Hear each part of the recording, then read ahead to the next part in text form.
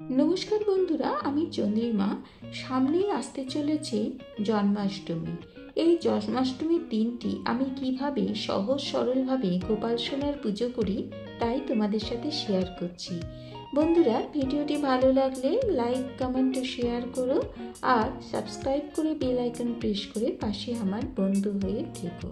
বাসুদেব ও দেবকীর অষ্টম সন্তান এবং বিষ্ণুর অষ্টম অবতার কৃষ্ণের কংসের কারাগৃহে জন্ম হয়। ভাদ্রপদে মাসের কৃষ্ণপক্ষের অষ্টমী তিথিতে ও রোহিণী নক্ষত্রে শ্রীকৃষ্ণের জন্ম হয়। প্রতি বছর এই তিথিতে শ্রীকৃষ্ণের ছোটবেলার রূপ ননীগোপালের পুজো করা হয়। শ্রীকৃষ্ণের জন্মতিথি সারা দেশ জুড়ে পালিত হয়। জন্মাষ্টমীর অপর নাম কৃষ্ণাষ্টমী, গোকুলাষ্টমী, অষ্টমী রোহিণী ও শ্রীকৃষ্ণ জয়ন্তী নামে পরিচিত। ভাদ্রপদ মাসের কৃষ্ণপক্ষের অষ্টমী তিথি 2025 সালের 15ই আগস্ট 11:49 শুরু হবে এবং 2025 সালে 16ই আগস্ট রাত 9:34 শেষ হবে। শীতকালে মধ্যরাতে ভগবান কৃষ্ণের পুজো করা হয়, কারণ বিশ্বাস করা হয় যে এই সময় তার জন্ম হয়েছিল। 15ই আগস্ট রাত 12:25 কৃষ্ণের প্রতীকী জন্ম উৎসব পালন করা হবে। তবে 16ই আগস্ট সারা দিন ধরে জন্মাষ্টমী তিথি পালন করা হবে এবং 17ই আগস্ট নন্দোৎসবও পালন করা হবে। শাস্ত্রে আছে, কেউ যদি একবার শ্রীকৃষ্ণের এই জন্মাষ্টমী উপবাস পালন করেন তাহলে তাকে আর এই জড়জগতে জন্ম, মৃত্যু, ব্যাধি, কষ্ট ভোগ করতে হয় না ও পুনর্জন্ম করতে হয় না। জন্মাষ্টমীর আগের দিন নিরামিষ অন্ন খেয়ে সংযম পালন করতে হয়। জন্মাষ্টমীর দিন সকাল থেকে মধ্যরাত পর্যন্ত উপবাস ও জাগরণ চলতে থাকে। উপবাস থেকে হরিনাম জপ, কৃষ্ণলীলা শ্রবণ, ভগবানকে দর্শন এবং ভক্তের সঙ্গে হরিনাম সংকীর্তন এইসবও চলতে থাকে। এইভাবে জন্মাষ্টমীর সারা দিন আমরা খুব আনন্দ সহকারে শ্রীকৃষ্ণের জন্মোৎসব পালন করে থাকি। আলপনা দেওয়া হয়ে গেছে। স্নান সেরে শুদ্ধ বস্ত্রে আমি ঠাকুর ঘরে এসে আসনে উপবিষ্ট হয়ে গেছি। একটি কাঠের চৌকির ওপর সাদা চন্দন ও গঙ্গাজল ছিটিয়ে শুদ্ধ করে হলুদ কাপড় দিয়ে বিছিয়ে তার উপরে অখণ্ড আতপ চাল ও একটু ফুল দিয়ে জায়গাটা পবিত্র করে নিলাম।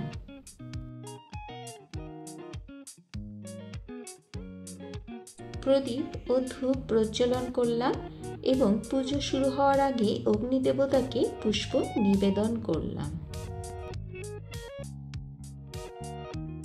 বিষ্ণু স্মরণ ও আচমন করব। গঙ্গাজল হাতে 3 বার নিয়ে নিলাম। 3 বার নিয়ে তারপরে বিষ্ণু স্মরণ করব। নমো বিষ্ণু, নমো বিষ্ণু, নমো বিষ্ণু। এরপরে হাত একটু গঙ্গাজল দিয়ে ধুয়ে নিলাম। ধুয়ে নেওয়ার পরে ওম অপবিত্র পবিত্র বা সর্বাবস্থাঙ্গত বিবা য সরিত পুণ্ডরীকাক্ষং সবাহ্য অভ্যন্তর সূচি নমসূচি নমসূচি নমসূচি। এইবারে হাত জোর করে ভগবানের কাছে পুজো করার জন্য অনুমতি চেয়ে নিলাম। এবারে গোপাল সোনার অভিষেক করাবো, তাই একটি পাত্র নিয়ে নিলাম আর কিছুটা চন্দন নিয়ে সেখানে আমি একটি পদ্ম ছবি আঁকলাম, শতদল আঁকলাম। আর এই পদ্মের মধ্যে আমি একটি তুলসী পাতা প্রদান করলাম। আর তারপরে আমার গোপাল সোনা আর এখানে গোমাতাকে অবস্থান করালাম। গোপাল সোনার অভিষেকের জন্য প্রথমে নিয়ে নিলাম একটু দুধ, তারপর নিলাম একটু দই, আর তারপরে নিলাম একটু ঘি, আর নিলাম মধু আর শর্করা মিশ্রিত দানা নিয়ে নিলাম। নিয়ে আমরা এবার এটা একটি দক্ষিণাবর্ত শঙ্খের মধ্যে দিয়ে দিলাম। দিয়ে তারপরে আমি এটা দিয়ে এবারে গোপাল সোনার অভিষেক করাবো। একটা তুলসী পাতাও নিয়ে নিলাম। আমার কাছে দক্ষিণাবর্ত শঙ্খ ছিল তাই আমি এটা ইউজ করেছি। আর তোমাদের কাছে যদি জল শঙ্খ থাকে তাহলে সেটাও তোমরা ইউজ করতে পারো, আর না হলে পেতল বা মাটির পাত্রেও গোপাল সোনার অভিষেক করা যায়। তাই তোমাদের কাছে যা থাকবে সেটা দিয়ে গোপাল সোনার অভিষেক করাতে পারো। অভিষেকের সময় আমরা এই মন্ত্রটি বলবো, ইদং পঞ্চামৃত স্নানীয়ম শ্রী গোপালায় নমঃ। ইদং পঞ্চামৃত স্নানীয়ম শ্রী গোপালায় নমঃ। ইদং পঞ্চামৃত। তারপরে আমরা এখানে গোমাতারও অভিষেক করিয়ে নেব। হরে কৃষ্ণ কৃষ্ণ কৃষ্ণ হরে হরে, হরে রাম রাম রাম হরে হরে। এইভাবে আমি অভিষেক করানোর পর এবার শুদ্ধ জল দিয়ে আবার গোপাল সোনার অভিষেক করিয়ে নিচ্ছি এবং গোমাতারও অভিষেক করিয়ে নিচ্ছি। জয় গোপাল। ফলের রস দিয়ে অভিষেক করাবো। আমি দক্ষিণাবর্ত শঙ্খের মধ্যে বেদানার রস নিয়েছি, তোমরা অন্য যে কোনো ফলের রস নিতে পারো। আর ফলের রস দিয়ে অভিষেকের সময় এই মন্ত্রটি বলবে, ইদং হলদায়ক স্নানীয়ম শ্রী গোপালায় নমঃ। আর গোমাতাকেও আমি এই বেদানা রস দিয়ে আবার অভিষেক করিয়ে দেব। আর আবারও শুদ্ধ জল দিয়ে গোপাল সোনাকে অভিষেক করিয়ে দিচ্ছি। হরে কৃষ্ণ কৃষ্ণ কৃষ্ণ হরে হরে, হরে রাম রাম রাম হরে হরে। আরে সুগন্ধি জল দিয়ে গোপাল সোনার অভিষেক করাবো। প্রথমে কিছুটা গঙ্গা জল নিয়ে নিয়েছি, তার মধ্যে দিলাম গোলাপ জল, আর তার মধ্যে দিলাম আগরু, আর দিলাম কিছুটা চন্দনের বাটা। তো এইভাবে সুগন্ধি জলটা প্রস্তুত করে নিলাম। নিয়ে এরপরে আমি এখানে একটি তুলসী পাতা দিলাম। তুলসী পাতা দিয়ে তারপর আমি গোপাল সোনার অভিষেক করাবো। ইদং গন্ধোদক স্নানীয়ম শ্রী গোপালায় নমঃ। ইদং গন্ধোদক স্নানীয়ম শ্রী গোপালায় নমঃ। তারপর আমি এখানে গোমাতাকেও এই গন্ধযুক্ত জল দিয়ে অভিষেক করালাম। কিছু পুষ্প দিয়ে আমি গোপাল সোনার অভিষেক করাবো। হরে কৃষ্ণ কৃষ্ণ কৃষ্ণ হরে হরে, হরে রাম রাম রাম হরে হরে।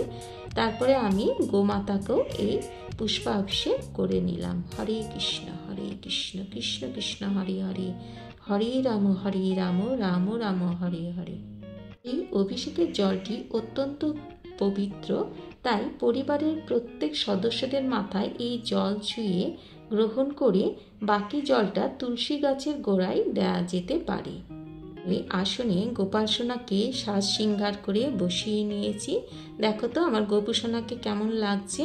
আর পাশে গোমাতাকা দিয়েছি, আর গোপাল সোনার অতি প্রিয় চকলেট পাশে দিয়েছি, এবং গোপাল সোনাকে একটু আয়নাও দেখিয়ে দিচ্ছি। কেমন লাগছে সাজ শৃঙ্গার সেটা গোপাল সোনা দেখে নিচ্ছে। গোপাল সোনাকে একটু সাদা চন্দনের তিলক দিয়ে দিলাম, আর গোমাতাকেও আমি এখানে একটু সাদা চন্দনের তিলক কেটে দিলাম। চন্দন সহযোগে তুলসী পাতা ও তুলসী দল গোপাল সোনাকে নিবেদন করলাম। এখানে মন্ত্র বলবো, এতানি সচন্দন তুলসী পত্রানি শ্রী গোপালায় নমঃ। তাকেও আমি একটু চন্দন সহযোগে তুলসী পাতা নিবেদন করলাম। হরে কৃষ্ণ কৃষ্ণ কৃষ্ণ হরে হরে। বা চন্দন সহযোগে মালা গোপাল সোনাকে নিবেদন করলাম এবং মন্ত্র বললাম, ইদং পুষ্পমাল্য শ্রীকৃষ্ণায় নমঃ।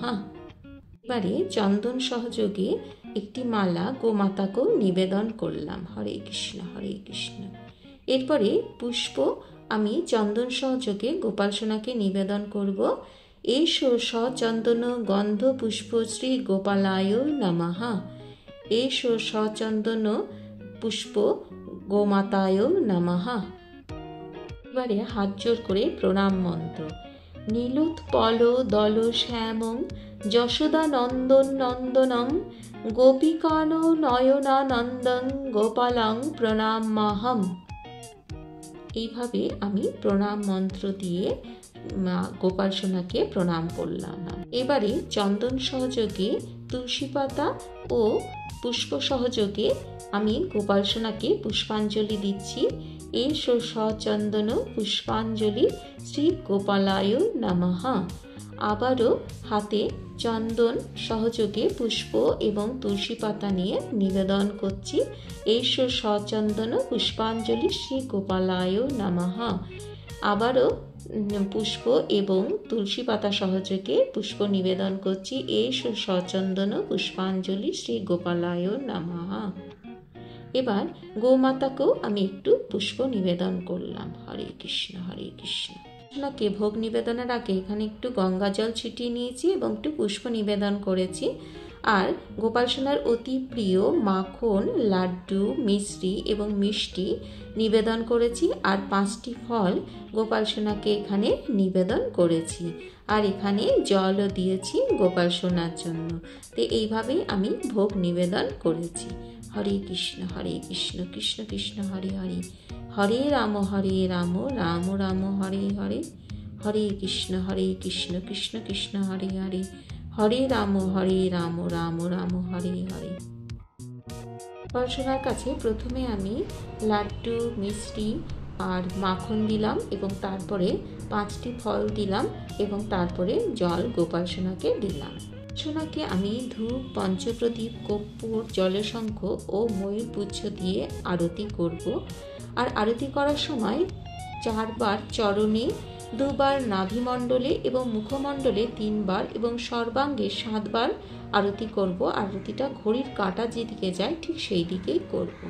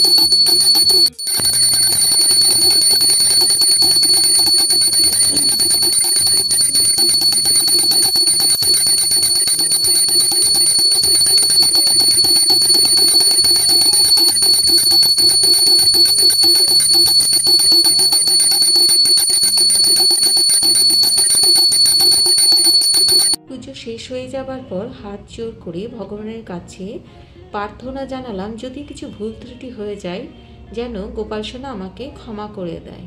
হরে কৃষ্ণ কৃষ্ণ কৃষ্ণ হরে হরে, হরে রাম রাম রাম হরে।